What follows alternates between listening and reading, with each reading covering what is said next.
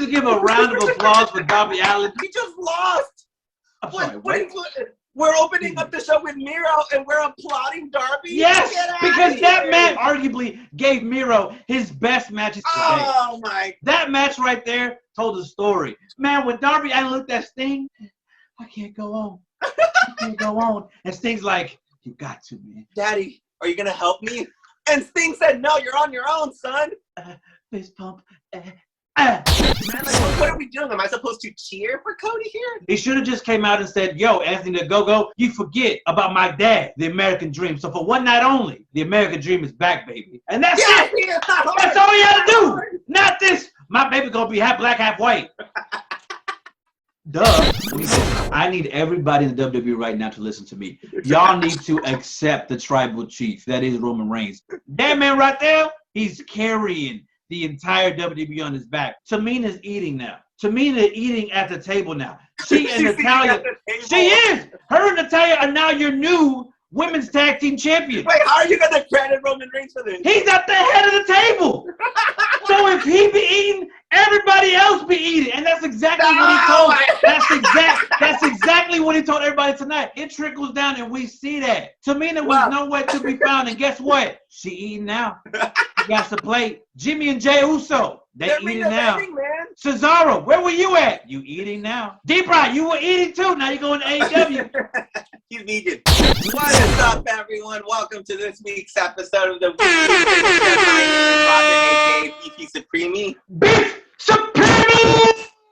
Your audio always goes off now. To my left is the incomparable, inevitable A-Styles. What it is, it's your boy A-Styles. Woo woo! Woo woo! And this week is marred by bloodshed. This week is covered in Darby remains everywhere because we have a new TNT champion, and that man is Miro. Ace, are you nervous? We have a new TNT World Heavyweight Champion, and by God Almighty, can we just give a round of applause for Darby Allin, please? Can we just give a round of applause for Darby Allin for carrying the TNT flagship, for carrying AEW Dynamite? He is a millionaire. Applause. He just lost. I'm sorry, we're opening up the show with Miro, and we're applauding Darby. Yes, because that man arguably gave Miro his best match he's ever had in this business today. Oh my God! That match, it was better than John Cena. It was better than all the matches. It was better than the Taker coming into WrestleMania. That match right there told the story. Man, when Darby Allin looked at Sting, and he looked at me like, I can't go on. I can't go on. And Sting's like, you got to, man. You got to. And then Darby's like, fist pump. And then let's go. Can I just say, he looked to Sting like, Daddy, are you going to help me? And Sting said, no, you're on your own, son. He didn't help him. Daddy, please, Daddy. I don't want to go to the big house. And then, yes. And he said, yeah, let me tell you something. At the end of the day, say what you will. This is a big testament to Miro. This is a big testament to what's going to happen, right? We have Miro. Everybody has been complaining. They've been complaining online about, oh, my God, ever since Miro went to AEW, he hasn't been doing nothing. He just sucks. What is his character? Oh, my God. Well, guess what? He's your new TNT champion. New champion. By the way, he took a big assault from Darby. You know, Darby was throwing himself. Some tope suicidas is going all out. But here's the thing. I think the criticism is a bit fair. Where do you see Miro going from here? Because honestly, like you said, this was his first great match. Where do you see him going? Well, here's the thing, right? From everything that we've been seeing the TNT champion, it is everything the Intercontinental champion should be. And that means constant defenses, constant battles, right? Just take a look at the late great Brody Lee, right? He was giving everybody a chance. He was mauling everybody. And then you look at Cody Rhodes. You look at all the TNT champions. They all gave everybody a shot. Now, Miro, all eyes are on you. What are you going to do? Okay, well, the show ended with the new challenger coming out. Lance Archer wants a piece of him. Is that something that excites you? I mean, it does, because I've always wanted Lance Archer to just win, right? We've been saying how amazing he is. We've been saying how great he is. Yeah, So I'm ready for it. I'm ready for him to come in. But here's my thing, right? Is it the title's going to make the champion, or is the champion going to make the title? I don't know. Miro has all eyes on him. He has some big shoes to fill. Because just because you win a champion doesn't mean nothing. What do you mean? Does the man make the title, or does the title make the man? That's what I just said, fool. No. I will say, I feel like the man should always make the title. So hopefully Miro takes it from here. I think that was a great ending. Everyone was really happy. But you know what was another great ending? I am a huge fan of the Young Bucks, Ace. And the Young Bucks killed it this week. I'm sorry for all my fellow Southern California people, but SCU is done. They're done for. Ace, what did you think about that match? I'm sorry. I love you. Can I tell you, that match was everything I wanted? Yo, let me tell you something. If you don't like the Young Bucks right now, that's how I know. That's how I know. That's how I know. You don't understand what they do. You would not understand how much I was seeing. Oh my God, that was so tacky. Oh, why would they do that? Why would they make fun of Shawn Michaels and Ric Flair? Don't they understand that man was retired on that day? Excuse me, sir. After that match, he went to TNA. So no, sir, that wasn't his retirement. Okay? So shut up. No, the TNA years don't count for Ric Flair. Yes, it does, fool.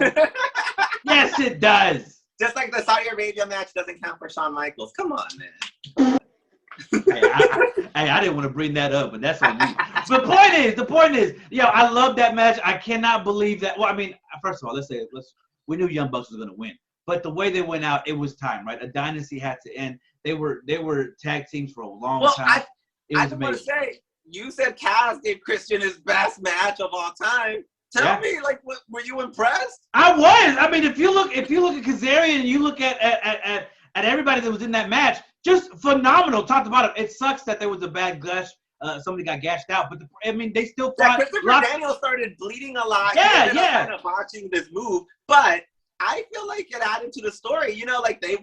They bled for their final match. Yeah, and it added a whole nother element to the match. The way the beautiful shot of Daniels bleeding on Young Bucks' shoes, bro. It was.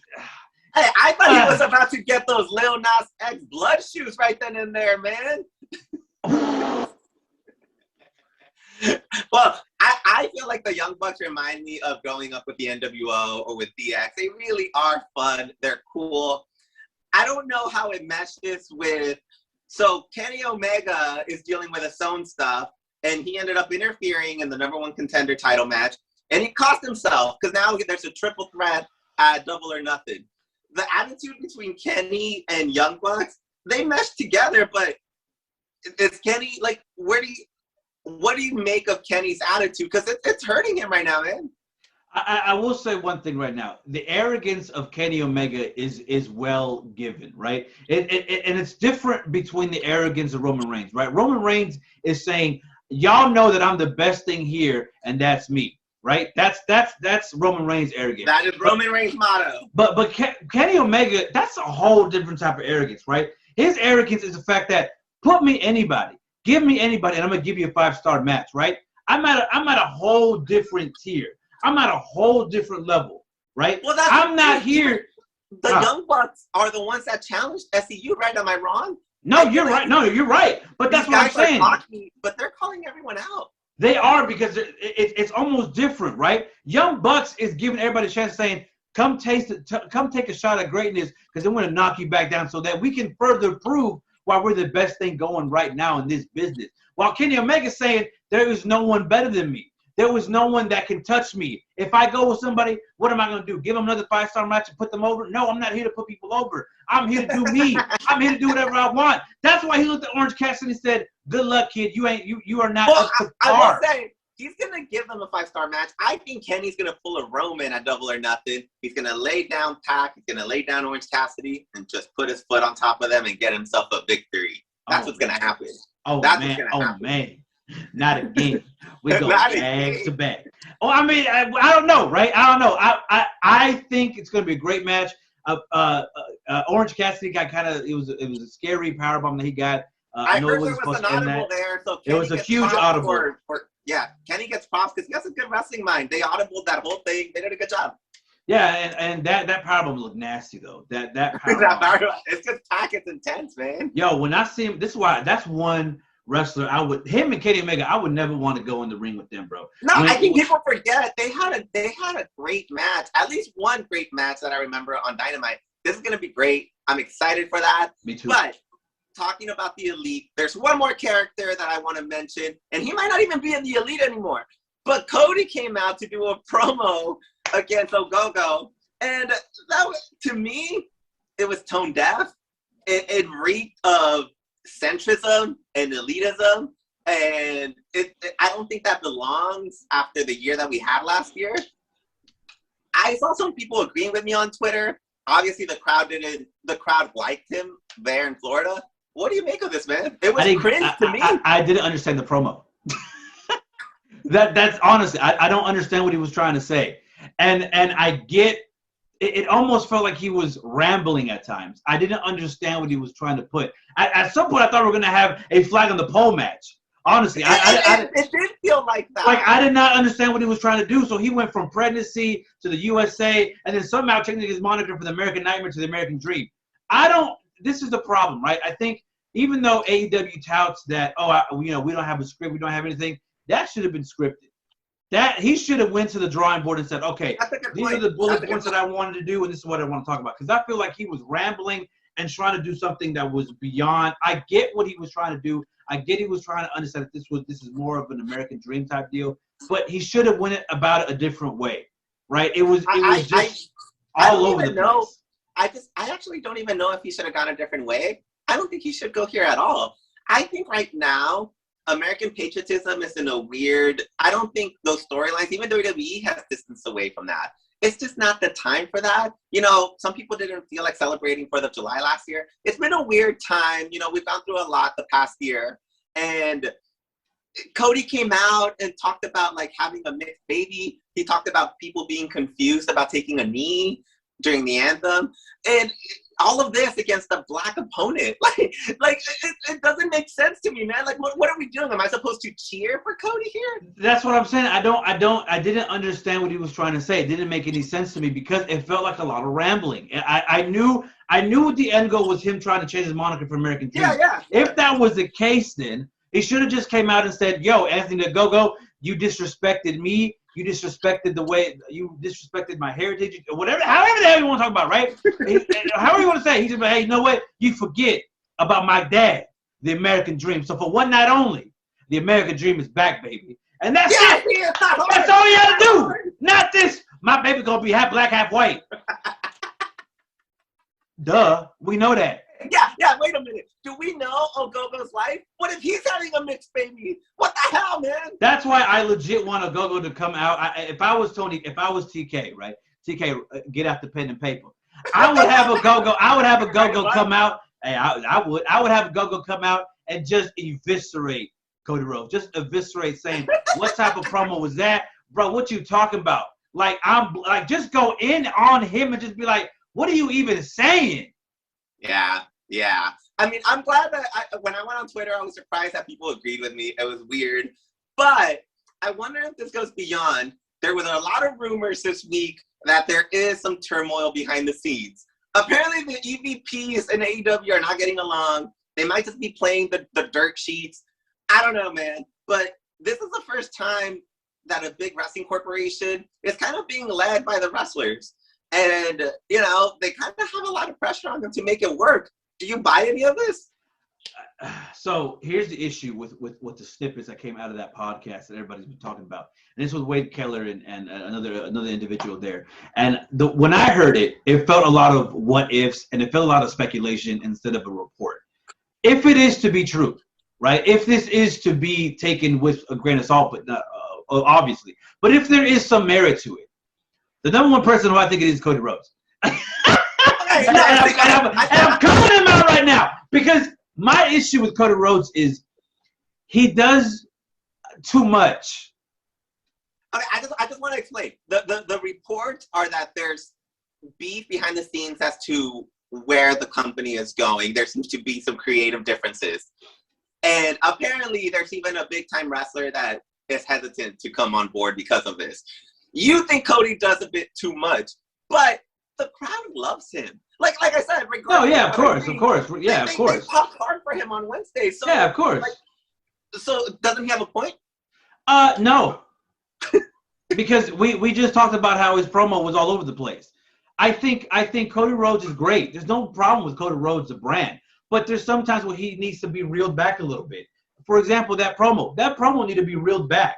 There's something that need to be reeled back, right? He does a lot of dusty finishes. He does a lot of run-ins. He does more than larger than life things. I get what he's doing. I get that he did the Shaq match. When he's good, he's good. But sometimes it's a little bit too much that just doesn't fit well right. But even then, it's to the point of like, you believe that if it's true, it's because of Cody. To me, if it is true, and it is Cody, he's done his best to like avoid coming off as someone that's controlling. This guy doesn't even go after the title anymore. He took himself out of that. He's going up against QT Marshall and Ogogo.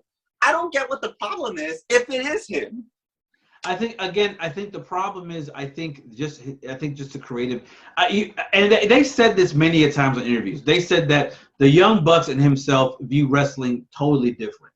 He views it more old school, and the Young Bucks see it. I agree. I actually think the true core of this is Cody's not really friends with them to begin with. I think that's the truth. I always told you I felt weird if Kenny's not with the Young Bucks. They feel like friends, like true friends. And Cody's the guy that came on board with them.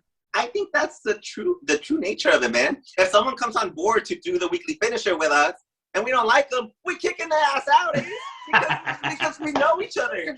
No, I know what you mean, and I guess there that is true, right? But I think the issue is, one is very old school and one is very new school. Even Kenny Omega, Daniel Bryan went on record and said, there's people who view it old school. There's people who view like the Young Bucks and do different styles. And then you have Kenny Omega, who is outside the box. And that's why Moxley loves him so much. Moxley has gone on record and said how much he loves Kenny Omega because he legitimately thinks way different than anybody else.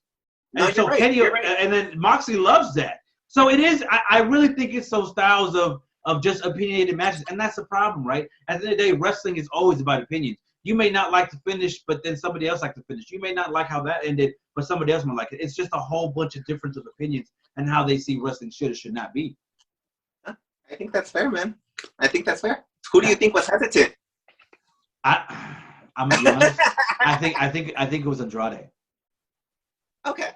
I don't think it was D-Bry. I think it was Andrade. I know that. You don't think it was CM Punk? No, I think CM Punk. I really don't care about it. But I think it was Andrade. I think Andrade is a little bit hesitant because, say what you will, Andrade knows his worth and he wants his top spot. Yeah, but Andrade went to Mexico, where AAA and Coliseo Mundial de Lucha Libre is not exactly the nicest of places all the time. No, of course not. He's had beefs with them before. No, but look what happened though, right? He went to AAA and now he's calling out Kenny Omega for the top spot, right? And I feel like Andrade wants that. Andrade wants the top spot. He wants that top spot. So and TK has gone on record to say if we bring somebody in, he has to work his way back up. Same thing as Christian doing. This is why I love Christian. I'm sorry. Shut up. You shut up. I see Christian coming in. He's working himself in the matches. He's building up his records, and I love that because we're building the star. Have you seen Edge anywhere? Oh my God, no! Because by the way, no. Edge has wrestled the same amount of matches that Christian has, and Edge hasn't even on TV. So I don't want to hear it. And he sucks. Edge lost all those matches. That's why he needs to go back to AEW. Do you not think Daniel Bryan is a hesitant person? When he saw Yuji Nagata, that man said, oh. And he wanted to go. He got excited. He wanted to go. Even Moxley's gone on record and said the many people who reached out to me, people who don't even text me, reached out to him and said, "Oh my God, I cannot believe you're fighting Nagata. Oh my God, I cannot believe it." Bro. Well, I want to go into, this week's episode it felt very Attitude Era. We did have Nagata take on Jon Moxley in a very pretty heavy duty type of match, kind of a brawler match. We had Britt Baker do a classic interview with JR backstage that felt very reminiscent of the Stone Cold interviews with him. We had the Inner Circle come out and spray beer all over the Pinnacle. This was a very Attitude Era episode, man. Yeah, it was. Yeah, it was. And I want to first talk about the Britt Baker sit down. I don't know, and I've known for this for a long time that Britt Baker is a star. She just oozes that star power. I've never seen a star being made in front of my eyes that just looks so badass. And I say that because when I saw that sit down interview, whatever she did with her makeup, I was zoned in. And I'm telling you that and the reason why I'm bringing the reason why I'm saying that is because I think Bully Ray even touched on this a little bit, but I did not notice until I watched it the second time. When you focus on Britt Baker, right, and she had that makeup and she had that intensity, you focused on the whites of her eyes, and you felt that intensity. And she does this beautiful thing where she talks to JR, and then she looks at you directly right when she knows that she's talking to either Sheeta or us. And she tells us, I am the face of this women's division. I run this place. I got goosebumps. Because the way she said that, her deliverance, her cadence, boy, if there was a star in AEW, it's Britt Baker. Hey, man, she intimidated JR. JR came in and said, hey, do you think you could take on Sheeta? And like 3 minutes later, he's like, you could take on Sheeta. Hey, JR, chill, man. Like and that's what I'm saying. The intent, like her cadence, the everything that she oozed out of that promo, you felt it. That was a sense of realism that we need in this division in general, in superstars, and she has it, man. I'm telling you right now, she is probably going to be the top face, if not the biggest star in AEW. I think that might be the main event at Double or Nothing. It we should. Do have, I mentioned the Pinnacle and the Inner Circle going at it. They issued the challenge, man. We might have a Stadium Stampede replay this year. Did you like that? Did you like the beer happening? Do you like? I thought it was very funny. I thought it was very reminiscent of the Attitude Era with the Zamboni and everything coming in. I thought it was fun. I thought it was really cool. It was Double or Nothing is shaping up pretty nicely. They did a really good job this week. Now here's the problem though. Stadium Stampede last year was very, very hilarious. It was one of the funniest. It's to this day one of the funniest cinematic matches we've had. This has to be more serious. No, I don't think so. You know why? It was funny, and I've said this time and time again. Sammy Guevara is the next Rock. Sammy Guevara is the reason that match was funny and why we have a lot of giffies about it still. Sammy Guevara is going to carry that. He carried last year's match. He's going to carry this year's match. It doesn't have to be serious. No one wants to see serious because you know what?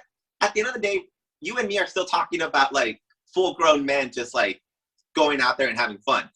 It's going to be a bunch of guys in tights in a football field. You kind of have to have fun with it. I know what you're saying, but after Blood and Guts, it has to be serious, right? I think Blood and Guts. But we already saw Blood and Guts. What more do you want, man? I know, but that's what I'm saying. I think it needs to be a higher level of brutality in a way. What do you want to do to them? Hey, it's Stadium Stampede. Anything can happen. Anything can happen. Well, Jericho's injured, and like apparently Santana got arrested. So who knows what the hell's gonna happen here? But I do think they did a good job heading into Double or Nothing. Yeah, Double or Nothing is shaping up to be great. Yeah, it's shaping up nicely. And another pay-per-view we're heading into is Backlash. I want to mention this because there's another company, that we don't talk about often. Talk about them all the time. No, not as much. Not as much as AEW. We try to pretend they don't exist sometimes. But you know why they can't? You know why they cannot be denied? Because we have the head of the table. Roman Reigns brings us in week and week out. And can I just say, the return of Jimmy Uso? Oh, I am digging this, man. He came out with a shirt that said, "Nobody's bitch." What? Like, they're selling them on their WWE website. Even during the height of the Attitude Era, I never saw a shirt that said "Nobody's bitch." My goodness, it feels so real. It feels great. Tell me you're just as excited. Let me tell you something. I need everybody in the WWE right now to listen to me. Y'all need to accept the tribal chief. Y'all need to accept the Lord and Savior that is Roman Reigns. Because let me tell you something. That man is carrying WWE behind his back on his own. If you want actual good storylines, go tune into Fox on SmackDown. Skip Raw, skip NXT. Don't even watch 205 Live, or don't even watch the main event with whatever the hell they have going on there. Go tune in on SmackDown, because that man right there, he's carrying the entire WWE on his back, and we need to accept it and acknowledge him as our tribal chief. His back is gonna be hurting years from now from all the carrying. And I'm serious. He legit has made the Usos into main eventers. Exactly. I'm starting to think that Jimmy Uso might be the one to end the reign. Like, exactly. Like, it's ridiculous how well they have written this. Where do you see this going? I know I ask you this a lot about all of our feuds, but this feud specifically, I still think we're waiting to get the return of The Rock at some point. We are. But just look, right? Just this past SmackDown, Tamina's eating now. Tamina eating at the table now. She and Natalya. She is. Her and Natalya are now your new women's tag team champions. Wait, how are you going to credit Roman Reigns for this? Because he's at the head of the table. So if he be eating, everybody else be eating. And that's exactly what he told. That's exactly what he told everybody tonight. He said, you got to understand, I'm at the top of the food chain, baby. This sounds like Reaganomics to me, man. It is. If Roman Reigns is eating, everybody else is eating. It trickles down, and we see that. We see that. Tamina was nowhere to be found, and guess what? She eating now. She got the plate. Jimmy and Jey Uso, where were they at? No, they're eating. Now. They're eating now. Man. Cesaro, where were you at? You eating now. You're eating now. What more you need? You know what? Where were you at? No, you dead now, but you were eating too. D-Bry, you were eating too. Now you're going to AEW. He's vegan. Either way, he's still eating. He's still eating. I kind of want to see Rikishi return too, so he could eat too, man. I want everyone to eat. I think it should culminate with a full blown family feud. I need Sika. I need the Alphas. I need all the South. I need all the Samoans. I do. I need all the Samoans, so they can come up here and let them know what's happening. That'd be nice, man. That's good. I like that. And again, every time we talk about Roman Reigns, it's fun. So I like that we covered that. Before we move on, I want to mention we had a terrible passing this week of New Jack. To me, a classic ECW legend. To me, someone that really put up with, in my opinion, a lot of racism and a lot of setbacks in his life. Yeah. And he made a character out of himself. And anytime growing up, anytime I heard Natural Born Killers play, I was like, oh, snap. Someone's going to die. And so, to me, there's no Attitude Era without New Jack. So I just want to mention, R.I.P. New Jack. And, R.I.P. New Jack. I think he left quite the legacy in wrestling, man. He carved his own path with barbed wires, and he carved his path with his own badassery. And let me tell you something, there will be nobody like New Jack, man. R.I.P. New Jack. Bro. For sure, we pay our respects to New Jack. Moving on, we have the question of the week this week, Ace. Woo! We got a new TNT champion, and its short history, we have quite the resume of people, man. I want to know, who is your favorite TNT champion of all time? I'm sorry. Okay, I'm so sorry. I know you're going to hate me, but it is Darby Allin. No, why would I hate you? Because you don't like Darby Allin. I never said that. Yes, you did. Don't lie to me. No, I didn't. Okay, so why is his reign better than Brody's and Cody's? And don't get me wrong, I love Brody Lee and I love Cody Rhodes, right? They all set the bar, right? They established that belt to the point, right? But Darby Allin, to me, was the main man who was main eventing every day, main eventing everything, and he kept getting that milli. He kept getting that a millionaire. That man is a star, bro. That man is a homegrown star who came out of nothing and was established in AEW. That man, to me, is the face of the new breed.